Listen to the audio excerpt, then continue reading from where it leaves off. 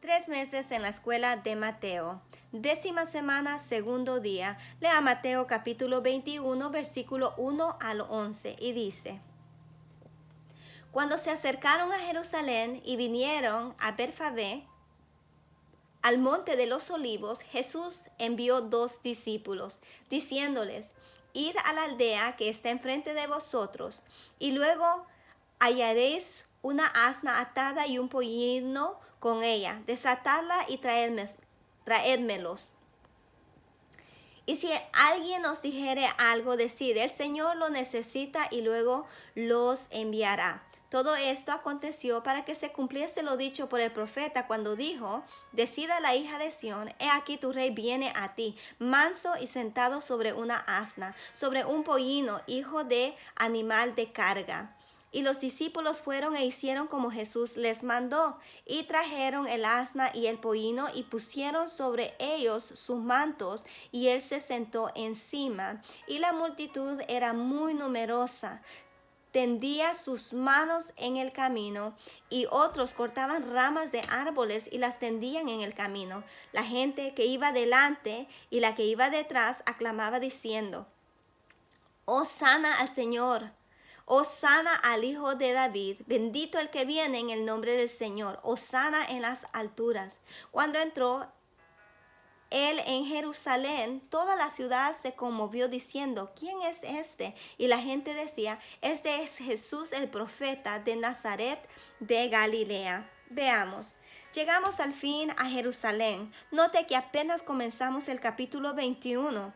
Esta última semana de la vida de Jesús, desde la entrada en Jerusalén hasta la resurrección, ocupará 7 capítulos o una cuarta parte de todo el Evangelio de Mateo.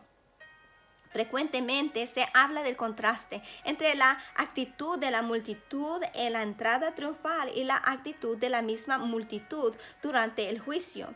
Pero el texto no dice que sean las mismas personas. Probablemente es mejor entender la historia de la siguiente manera. Jesús va camino de Jerusalén y se le unen muchas personas que esperan ardientemente la venida del Mesías. Esas son las que tienden mantos y ramas a su camino y gritan: Hosana al Hijo de David. Pero no se trata de toda la población de Jerusalén. Al contrario, en el versículo 10 se nos dice que la gente de Jerusalén no sabía quién era el que estaba haciendo tal entrada en la ciudad. Más tarde serán esos habitantes de Jerusalén, judíos más tradicionales, los de Galilea y otras regiones, y muchos de ellos involucrados con el régimen existente, quienes gritarán: crucifícale. Juzguemos. Al leer toda la historia de la pasión, tenga en cuenta el conflicto entre galileos y judíos.